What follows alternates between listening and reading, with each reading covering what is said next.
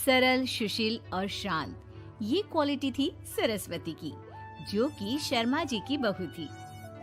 क्या है बहू, जब देखो तब किचन में खटर पटर करती रहती हो, लेकिन खाने को कुछ देती ही नहीं। कैसी बात कर रही हो पीयूष की अम्मा?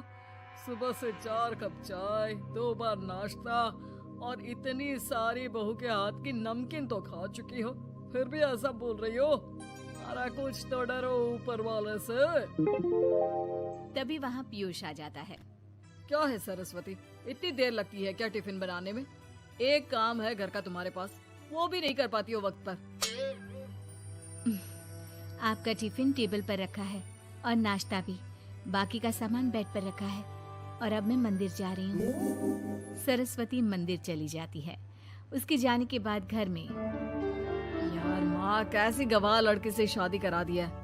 मंदिर, पूजा, किचन और सास ससुर के सिवा इसे कुछ दिखता ही नहीं है कि कैसे खुद को स्मार्ट बनाकर रहना होता है, कैसे लोगों से जुड़ना है, बातें करनी है, ऐश करना है। अरे पैसा बचाओ और कुछ आता ही नहीं इस लड़की को। जो क्वालिटी तू गलत तरीके से बता रहा है ना, दरअसल एक अच्छी गृहिणी की वही सारी अच्छाई होती है बेटा। घर को चलाना, समाज में इज्जत दिलाना और घर वालों का ख्याल रखना, और चाहिए ही क्यों? अरे क्यों नहीं चाहिए कुछ और? लड़की ऐसी होती है कि घर आए तो पूरा घर बदल कर रख दे, सभी को खुश रखे। लेकिन बहू के अंदर तो ये सारी क्वालिटी है ही नहीं। अरे खुश तो उन्हें रखा जाता है जो खुश रहना जानते हैं। तुम लोगों को तो कोई खुश नहीं कर सकता। पिताजी, अब आप ही लोग सोचिए, क्योंकि मैं किसी और से शादी करना चाहता हूँ। आप लोगों को बहू के साथ रहना है या मेरे साथ? क्योंकि मैं अब इसके साथ नहीं रह सकता। मैं बहू को नहीं छोड़ सकता। उसके मरते पिता को मैंने वादा किया था कि मैं उसे बेटी बनाकर रखूंगा। तो ठीक है ना माँ, तैयार कर ले अपना सामान, हम दोनों किसी और घर में रहने चलेंगे तेरी नई बहू के साथ। अरे हाँ बेटा, वही ठीक है, लेकिन मैं तेरे पिता के बिना भी तो नहीं रह सकती। तो मेरे बिना रह सकती हो? ठीक है, मैं अकेले ही चला जाता हूँ। बेटा वहाँ से चला जाता है, लेकिन सास का दिल नहीं लगता। बहू मंदिर से भी हो आती है और फिर, माँ, पिताजी, खाना लग गया है, खा लीजिए। हाँ, तुझे बस आता ही क्या है, खाना बनाना और खाना खिलाना। अरे सुन, मेरे सारे कपड़े पैक कर दे। क्यों माँ जी, कहीं जा रही हैं क्या? हाँ बेटे, ये अपने बेटे के साथ रहने जा रही है, लेकिन घबरा मत, तेरा पिता तेरे साथ है। बहू समझ नहीं पाती कि उसके साथ हो क्या रहा है, लेकिन फिर ससुर उसे सारी बात बता देता है। बेटा, ये नई बहू कब आ रही है? मुझसे घर का काम नहीं होता। वैसे भी तेरी पहली निकम्मी बीवी ने मुझे किसी काम का नहीं छोड़ा। माँ, वो बस आने ही वाली है, और हाँ माँ, उसके आगे ना थोड़ा स्टैंडर्ड से रहना, क्योंकि वो थोड़े बड़े घर की लड़की है। उसका एक स्वैग है, स्वैग।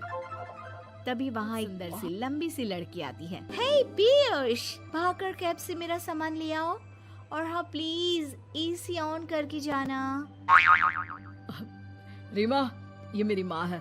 तुम चाहती थी ना कि मेरी माँ हम लोगों के साथ रहे। हेलो आंटी जी, हम लोग ना जल्दी शादी कर लेंगे, फिर मेरी जैसी टॉप लड़की आपको अच्छी बोलेगी। एक्साइटेड होंगी ना आप? पर नो इश्यू। पीयूष, सामान ले आओ ना, एंड आंटी आप पानी ले आइए प्लीज। माँ को तो समझ में ही नहीं आता कि वो क्या करे।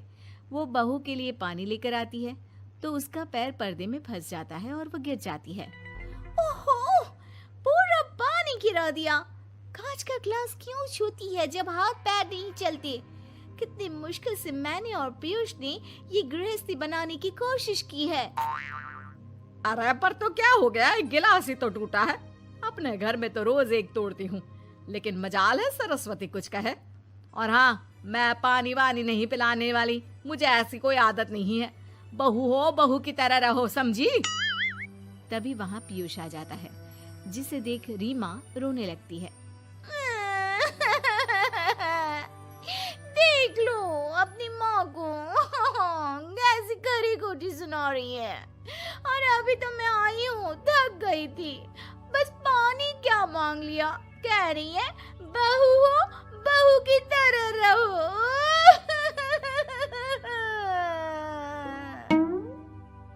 अरे यार माँ, समझा कर लाया था ना कि कैसे रहना है। माँ ऐसा करोगी तो मैं भी नहीं रख पाऊंगा तुमको हमारे साथ। वैसे भी आप ये समझो कि रीमा ने खुद कहा था कि माँ को साथ रखना। अरे हाँ हाँ बेटा, वो सिर्फ इसलिए कि मैं घर का सारा काम करूं, बैठे बैठे इस महारानी को खाना पानी दूं। वैसे भी मैं जा रही हूँ, मुझे तो इस लड़की की शक्ल भी अच्छी नहीं लग रही। मेरी सरस्वती के आगे तो ये कुछ भी नहीं है। निकलो निकलो यहाँ से। मैंने सोचा था बिना पैसे का नौकर मिल जाएगा, लेकिन नहीं। कुछ लोगों को आदत होती है फ्री की रोटी खाने की। निकलो यहाँ से। पीयूष, धक्के मार कर निकालो इस औरत को यहाँ से। अरे ये कैसी बात बोल रही हो रीमा? ये माँ है मेरी। माँ ना थोड़ी जिद्दी है। अरे वाह बेटा वाह, अभी भी तुझे मेरी ही गलती दिख रही है ना। कोई बात नहीं। माँ वापस घर आ जाती है। बहू, मुझे माफ कर दे बेटा, वो तो शैतान का नानी है। माँ, मैं उनके बारे में कोई बात नहीं करना चाहती। ये मेरा मायका है। अब आप लोग मेरे माता पिता। मैं हमेशा यहीं रहकर आप लोगों की सेवा करूंगी। नहीं नहीं बेटा, हम करेंगे तेरी शादी किसी अच्छे लड़के से। अरे कोई जरूरत नहीं है, मैं देख कर आई हूँ जो हालत है ना पीयूष की, वहाँ नहीं टिकने वाला ज्यादा दिन। ना टिके वो उसकी मर्जी, लेकिन मेरी बेटी इतनी गई गुजरी नहीं है जो उसे कभी भी छोड़ो और कभी भी वापस आ जाओ तो वो तुम्हें अपना ले।